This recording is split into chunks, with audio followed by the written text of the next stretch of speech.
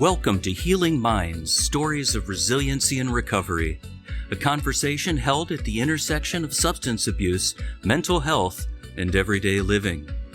Your hosts, Mark Regala and Justin Wolf, bring both professional expertise and personal understanding to the table. So welcome to the conversation. Let's dive in. Well, hi, everybody, and welcome to another episode of Healing Minds, Stories of Resiliency and Recovery. I'm your host. My name is Justin Wolf, and I'm joined by my co-host, Mark Regala. And Mark, how are you doing on this wonderful day today? Doing good. Doing really good. It's the ending of August. We're a week away from the start of the NFL season. I'm wearing my Bears hat. I'm excited about the season. Hopefully it's not a repeat of the last 30-something years or whatever it's been since the Bears won the Super Bowl when I was a kid. Maybe we're actually going to do something this year. But it's kind of hard to believe. We're starting the fourth quarter of the year here pretty soon, and fall is going to be upon us pretty soon, and the football season is starting. I don't know where the summer and where the year has gone, to be honest with you. Well, everything just kind of flies by. And the fact that you're kind of even saying, hey, we're going into like the Bears season here, and we're actually hopeful. That's not something you hear too often from Bears fans. So It's nice to have that for a change of pace here. But I think that also kind of ties in perfectly with what we have on schedule here to talk about today. When we're talking about gambling addiction and problematic gambling that is just ravaging through our society and our culture, since everybody walking around with one of these babies has their own personal casino in their pocket at any given time. And I think that's when we're talking about what is gambling addiction or what is problematic or compulsive gambling. That is really looking at this uncontrollable urge, just like with substances or other behavioral addictions. Very similar. It triggers that dopamine release in the brain. It kind of hooks itself in there, and naturally, if you're predisposed, then you're going to be like, I like this feeling, I want more. And that's where that compulsiveness takes over, where that gambling continues despite what negative toll or the consequences it's having on people's finances, their relationships, their employment, and their overall emotional and physical health. Because and the mind is like, hey, I know the problem, my solution. I'm going to chase my losses. I'm just that far away. I'm just that much closer to my next big payday.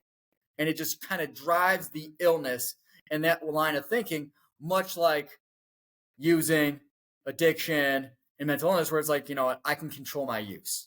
It's no different when we're talking about gambling and how it presents itself, especially when we're talking about like what is gambling even at its core, right? You're saying, hey, I'm going to give this up here in the hopes and the belief that I'm going to get something better in return. And what we know is that a lot of these practices that are currently in place with those businesses that are operating via this, they're predatory, because it's almost presenting itself in a manner of such where it's like, hey, here's some free money. If you win or don't win, don't worry, you're going to get it back. But that's just like how they hook you, just like a dealer. And so Before we kind of dive into all this, Mark, I just want to kind of get your take, man, on how do you see that difference when somebody transitions and what that casual gambler versus that compulsive and problematic gambler looks like in action? Well, I mean, first of all, people argue with you, that gambling is not an addiction, and the thing about it is any obsessive behavior, whether it's shopping, sex, gambling, and it's affecting what you had just said, relationships, it's causing financial strains in the household and so forth. It's an addiction. I mean, it's the same thing as battling alcohol or drugs. And what you talked about also about the brain chemistry and chasing that dopamine. Okay, it operates very similar to a drug. I mean, I read, and you're the expert here, but I had heard that literally the dopamine that the brain releases when somebody hits a bet or wins a slot or whatever it might be is comparable or greater than somebody doing a line of cocaine. That's how addictive this is.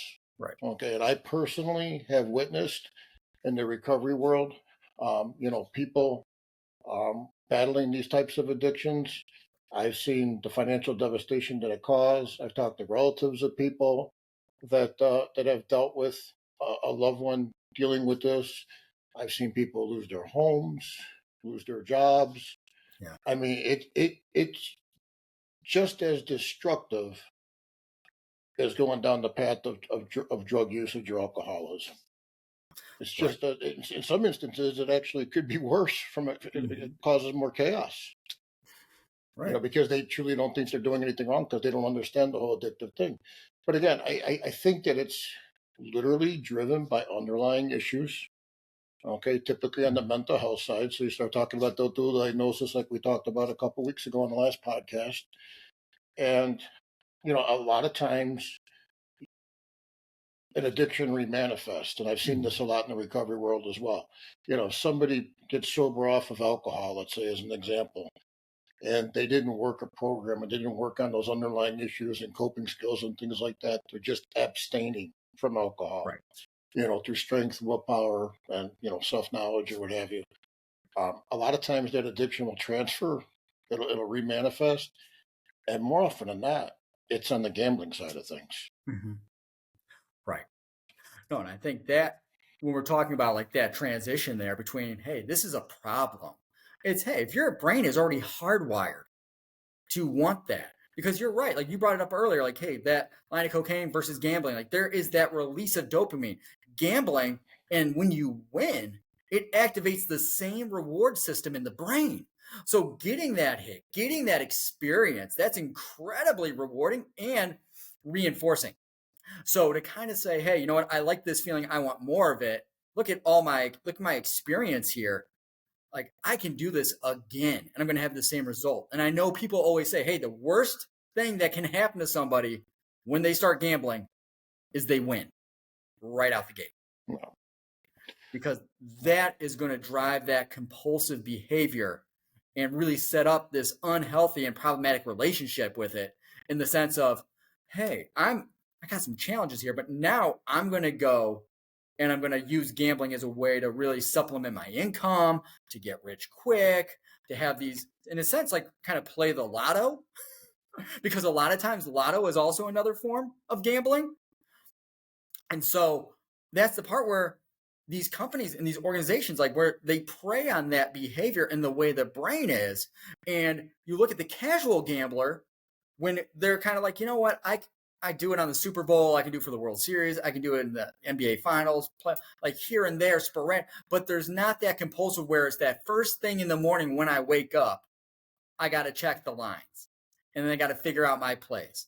And if my plays aren't hitting, then guess what? I'm going to set up another series of bets to try and chase those losses that I incurred here, because it's all about trying to recover, win, and not lose. But instead, it's just feeding the cycle, right? Just like you look at substance use, addiction, mental illness, like a lot of it operates in that secrecy and that disconnection. And I think a lot of times, like those are some of those key signs that really indicate, hey, this is a problem, is when people start to close themselves off and people start to emotionally distance themselves from others in their life. And they become preoccupied with, I'm staring at my phone and I'm constantly checking these scores and I'm constantly checking the apps to see if the line's moving, to see how my parlay is doing, to see if I got any bonus bets that are coming my way. And those are some of those signs that might indicate, hey, something's going on here. Especially when I've known quite a few people who have said, I take my phone in the bathroom and that's where I do my gambling. Yeah. A couple things that you hit on there that's pretty interesting. One, you always hear about the wins, but you never hear about the losses. Mm-hmm. I hear all the time, oh, so and so won $10,000, or hit the royal flush playing video poker at the casino. Well, that's great. How long were they sitting there for? And Right. how much money did they feed the machine? Okay, um, and I think that the gambling addiction It's kind of glorified. I mean, obviously with all the commercials and so forth, and it's considered socially acceptable. Yeah. Very similar to the alcohol side of things, Right. because you'll hear somebody say, "Oh, we went out last night, we got so wasted." But you know what? The truth be told, you talk about a drug addict. You don't hear drug addicts talking about how high they got last night or how wasted because they're living a life of shame and guilt. They know they're doing wrong. Hmm. I just think that they think it's socially acceptable to drink, it's socially acceptable to gamble. I think that's where it becomes dangerous, very dangerous. And again, people glorify the wins. Oh, I won $10,000. Okay. Well, when I was in the depths of addiction, I didn't brag to my friends. Oh, I got wasted last night. I got so high last night. I was living a life of secret. So I think that's where it becomes very interesting and very, very dangerous because of that social acceptance. But it Hmm. is everywhere. I mean, my goodness. I mean, you go into a restaurant and guess what? There's a menu of alcohol and there's video poker machines or slot machines in Right. the corner. You go into a convenience store, now they got the slot machines or the gaming stations right over here. You Right. go into the gas station, what do you got? You got the lottery. And some of the gas stations even have gaming stations there where you can gamble as well.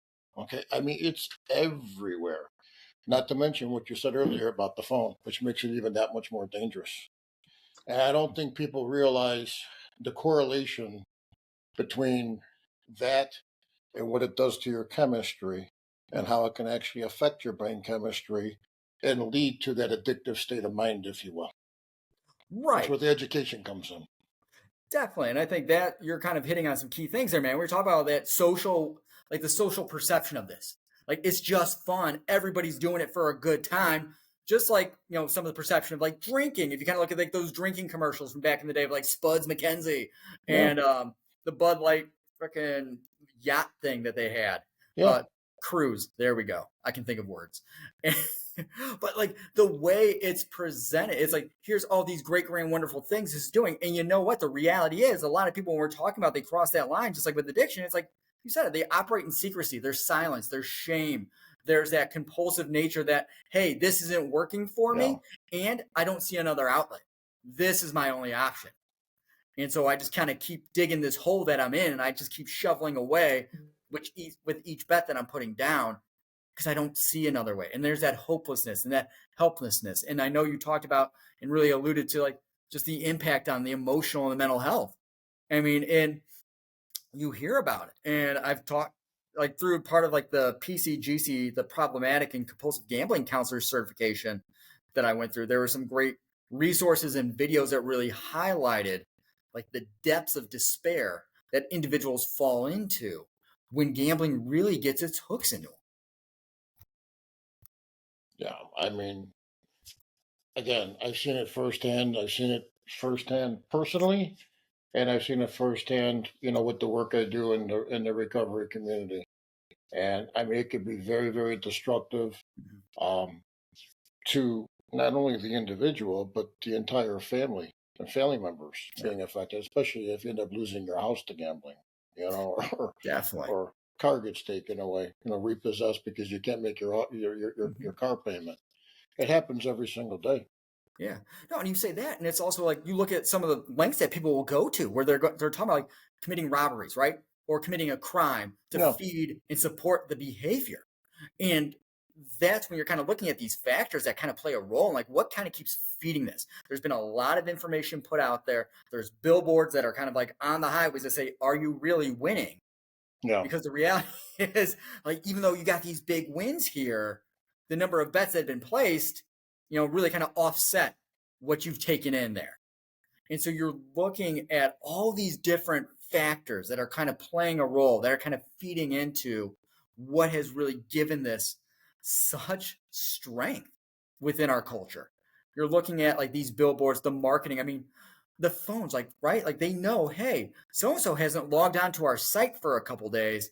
Let's give them a free $5 bet, right? Or let's give them 100% match deposit, right? It's it's using these predatory tactics that we all know what feeds and influences addictive behavior, yeah, and it's just predatory preying on it. It's not so much concerned about, hey, I wonder how this is going to affect that individual's well-being. I hope they're emotionally doing all right and uh, stable. Like, about the no, money. yeah, It's all about the money. And you bring up an interesting point there. I mean, the local casinos here in Illinois, you don't go there for a while. Guess what? Guess how they lure you in? Yeah, we'll give you two free tickets to the buffet. Or if you go to Vegas, and you haven't been there in a while, all of a sudden you get a little voucher or a little email saying 2 nights on us. right, Book your trip now. 2 nights on us. I mean, they're trying to lure you in. They're trying to feed that addiction, and they're feeding that addiction because they're chasing the money. I mean, there's a reason why when you walk through Vegas, those friggin' casinos and those hotels are as luxurious as they are. And it's right. not because people are walking away with tens of thousands of dollars. People are losing tens of thousands of dollars, in some instances more. And that's what's basically paying the bills in that town. Right. I mean, obviously, you kind of look at it and how many casinos there are and hotels there are. It's like the house is not losing; No, it is doing all right. And that's part of like the marketing that goes into it, where it's showing people winning, everybody's having a great time. Hey, this can be you, right? And so that's the belief. You walk in like, I'm going to be that guy. And you walk out and your pockets are empty now. or when you go to Vegas, and as long as you're at a table or you're gambling, guess what they give you? Free drinks. Oh, yeah. Help you get intoxicated, affect your judgment, right? So you Mm-hmm. can't make a sound decision because you're impaired now, and now you're going to get a little bit more aggressive, a little bit more impulsive. Right. It's all about the money. Exactly. And they know who you are and they welcome you like, Mr. Regala, it's so great to see you. We've been waiting for you. But what do you need? Like, right, they make you feel really important. People love to feel important. True. But that all plays a role here, and just the way it's presented, the way it's like, hey, you're gonna go there and you're gonna talk about it with your buddies because you might hear your friends talking about it. Like I know I got a lot of my friends that still talk about what parlay they hit and how much they took down and this, that, and the other. And it's like, that's awesome. Like I'd like to be that. Like that'd be cool. But a lot of times you're not hearing other people say, you know what, like I'm trying to pay off my student loan debt. And I thought this was my solution. And this actually became another issue. And now I have other thousands of dollars in debt now. Now I can't make like you're saying, pay my rent for groceries, pay for Yeah. gasoline because that's going up. I mean, there's just a series of consequences and a huge impact that gambling addiction or compulsive and problematic gambling has on people's emotional and physical well-being.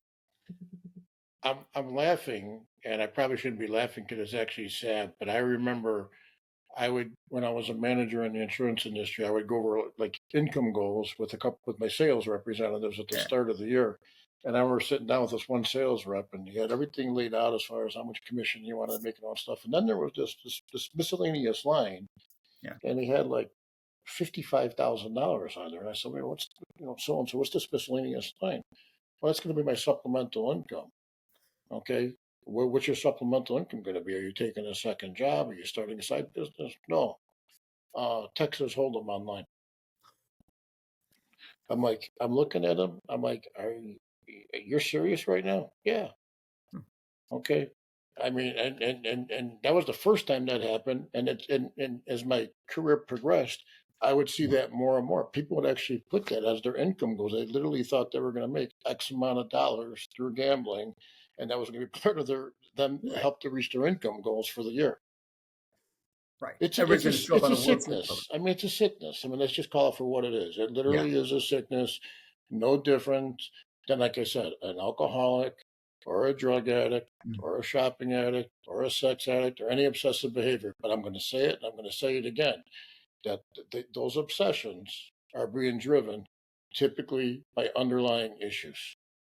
Something's going on the inside, and they haven't worked with the therapist. They haven't had a diagnosis for whatever reason. Maybe they got an ignorance, to mental health. Maybe it's something they live with their entire life and they just think that's normal. Kind of like what I alluded to in the last podcast when I first found out that I had a mental health diagnosis. I just lived with it for forever until I was in my 40s. I just thought that was normal. I think that's part of the issue. Mm. But there's underlying issues that are driving that obsessive behavior. And some people think, okay, well, I mean, I've had it. I've had it where people want to throw the fact that I'm a drug addict or an alcoholic in my face, you know, even though I'm in recovery and I've been in recovery now for a while. They want to remind me of my past, but yet they're gambling uncontrollably. They're going to the OTB during the day. They're going to casino on the weekend. They're playing daily lottery, little lotto, Powerball, pick three, pick four, whatever all this stuff is. I couldn't even tell you how to even buy a lottery ticket. Mhm. I mean, seriously, I as addictive as I am, that's one thing I never got into. And I will tell you, knowing my addictive tendencies, that's one of the reasons why I refuse to Right. even open up that box, if you will, because I know how I am. And I've seen the destruction that it causes. So I have no, I've never played fantasy football one Mm. time. Okay, I've never made a bet online one time. Okay, because I know me. Right. And Yeah. I'm not going down that path. You know, I when, when when I'm in something, I'm all in. I want a healthy obsession. I don't Right. want an obsession that's going to cause me more pain. I've had enough of that in my life already. Exactly. Hey, like the risk is not worth the reward here. Nope. That gambling is not going to pay off. And I think that's where you really highlight, man. Like, just like there's that mental and that physical consequence that comes from this, especially when it gets its claws into you and really takes a hold of your life. I mean, that's where, I mean, you look at thoughts of suicide and Yeah. suicide attempts and completions Yeah. and people losing their lives to suicide as a result of just how overwhelming this behavior and this addiction becomes and the consequences of losing almost everything, if not everything that they've worked for their entire lives and having such a profound consequence on their emotional stability where it's like, hey, I have just like chronic depression and like crippling anxiety just because of these like the gambling and the Yeah. behaviors that are coming with it and the fact that I just need this to solve my problems, just like somebody looking at that substance or that drink of choice to take care of whatever ailment it is that they're experiencing. And that's where you get, to no surprise, increased levels of the depression, increased levels of anxiety, difficulty in their relationships. Um, I mean, it just ravages and tears apart that social network when A- gambling really anger issues, isolates that person. because they're Yeah, upset and embarrassed and got shame and guilt, but they don't want to talk about it. exactly. It becomes like a really good defense mechanism, right? Like I Yep. don't want to talk to you, so I'm shameful, so I'm going to lash out to keep you at distance, so you don't get to understand what actually I'm going through and what I'm doing right now. Correct.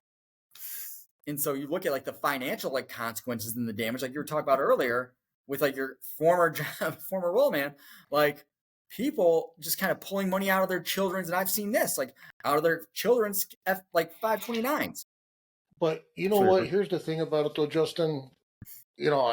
And I'm just thinking about this now. yeah, And I'm trying to rationalize what that guy was thinking. I mean, when you're in an addiction, you are not thinking logically. no, Okay, that person was not thinking logically. It's no different than me, you know, almost viewing buying drugs, buying pills on the streets so I wasn't sick, so I can actually perform my job, mm-hmm, hit my quotas, help my sales reps hit their numbers so I can meet my income goal. In a roundabout way, mm-hmm, mentally, I'm thinking, okay, well, I need this to get right, by every day and be functional. I almost viewed it as like an investment in my yeah, career. That's how I was justifying it because I knew I couldn't work and I couldn't do my job without these pills in my yeah, system. exactly, That's how I rationalized it in my mind because you're sick, you're not thinking mm, logically. So when you got somebody that lists that as an income goal, yeah, they're literally sick. They're not thinking logically. They're not thinking through this. But that's what happens to your brain when that chemistry gets out of whack and you're dealing with other underlying issues like depression or anxiety or whatever, PTSD, whatever it might be. right. I mean, you get a lot of the same behaviors. Like talk about addiction. Addiction is not a rational disease. It's not based out of logic. It's all driven at like I need to get this, no matter what the cost, no matter what the impact is. I'll Yeah, deal with that damage later. And that's where you hear a lot of those same things where it's like, hey, everybody's on my back. They just got to get off my back. Don't they understand? I just got to win. Like that's the issue. Just yeah, relax. I know what I'm doing. I got this handled. And again, like that line of thinking no different. Insert whatever problematic behavior you want to kind of put in there. That's how the thought process goes with this. And that's where like recovery from this is so interwoven into just so many different facets of that individual's life, because you got to kind of break it down in a sense to help put the pieces back together and increase that stability that was kind of lacking and not present at the time when the gambling was in the driver's seat taking control. And that's where, I mean, it's such a challenge. When you talk about, hey, you look at the community, you look at our culture, you look at the way, like you said, you go to dinner, you go to the gas station, and they got slot machines. You go to the airports, slot machines. I was just in Vegas, and I'm just like, oh my gosh, it's like a mini casino in here. Well, So that's where it's like, hey, how do I prepare for this stuff? I mean, honestly, it's like I said before. I had a lot of animosity towards opiate pain pills, but I got more animosity towards alcohol now because out of all the people I've worked with that have accepted my help, okay, obviously I've talked to people that chose not to accept help, Yeah. and unfortunately they're no longer here, but that have accepted my help. I'll say it, I've never lost a drug addict. The only people that I've had were alcoholics. Mhm. But then I often say, yeah, I'm an opiate addict, I'm a pain pill addict, but I didn't have a whole counter full of pain pills every time I went to the freaking grocery store, or every time I went to the gas station, or a whole menu of my favorite pain pills, when I go to a restaurant. Well, the same thing could be said with gambling. Yeah. Because everything that I just mentioned, where there's a whole menu or a shelf full of booze or beer or whatever it might be, right in the back, there's the actual there's the gaming machines right in the back. And then if you don't go in the back, you got all the friggin' lottery and all that stuff right in front of you. Exactly. And I mean, Tough one to kick. it is. It really is, especially when it's not like you don't even have to leave your house to do it. You know what I mean? Wow, You don't need anybody to drop it off. that might make it even worse. Yeah. I mean, in all honesty, because you got this right here. And that's where it's like, I'm going to isolate. All I need is this. This is going to fix it. This is going to solve it. Yeah. And now I've created this box of just suffering for myself. Like, I'm not enjoying this. This isn't fun. I'm not having a good time. I'm just left with my own pain, my own misery. And that's where, like, thank God, like GA exists. You know what I mean? Yeah. And there's these opt-out lists that are present that people can get connected with and put their names on. Because, like, hey, in that moment, you might show up and be like, you know what? Sorry, you've opted out. Like, we can't help you here. No. But also letting your families and friends and kind of speaking and being honest and kind of like shining light on the very thing that shame and isolation is kind of try to cover up, and saying, hey, we need to kind of have a financial discovery to kind of look at where are we at financially and what's been the impact of this. And that can be a very shame-provoking experience, and it's also what is needed for recovery. That's hard to work through. Yeah. And that could be the same said with me, with how much money, I've spent on pills and drugs over the years. It's almost sickening is what it is, when you think about it. But at the end of the day, again, you can't change that. You got to focus on today moving forward. And I think you got to have that same mindset when you're trying to conquer this type of addiction as well. I mean, the past, you can't change the past. I mean, it's done. It's over. It's about today, moving forward, doing the right thing, living a life of recovery, very comparable to a drug addict or alcoholic in recovery, working on those underlying issues, trying to get your brain chemistry straight with diet, with exercise, with coping skills, things like that.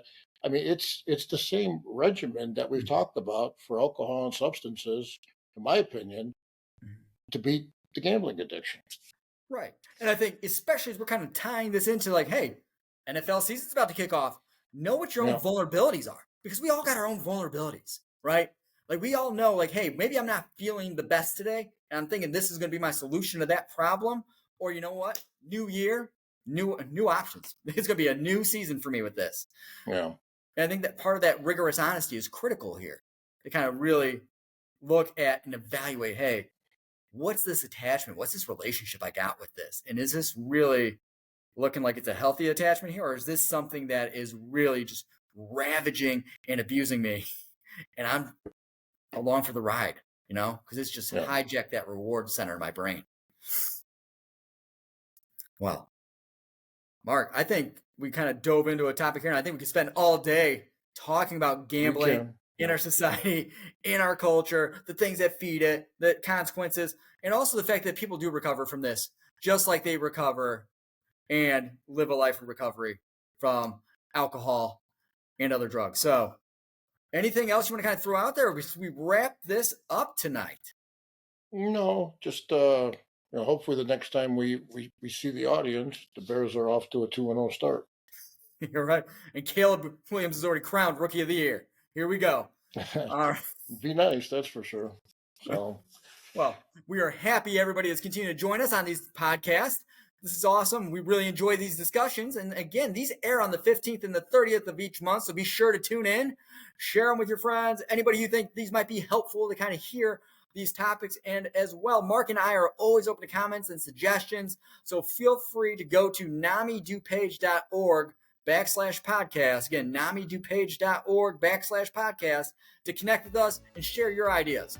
So as always, thank you for being here with us and joining us on these delightful conversations. And we will catch you on our next episode when the Bears are first in the NFC North. There you go. Peace. Thanks for joining us today on Healing Minds, Stories of Resiliency and Recovery. If you're on the journey to find guidance and insights, subscribe now wherever you find your podcasts. Healing Minds, Stories of Resiliency and Recovery is an educational resource, not a substitute for medical or therapeutic advice. The opinions expressed by the hosts and their guests are not necessarily those of NAMI DuPage. Go to namidupage.org/podcast for links to past episodes, show notes, and to submit a question or topic ideas for a future episode. Until next time, be well.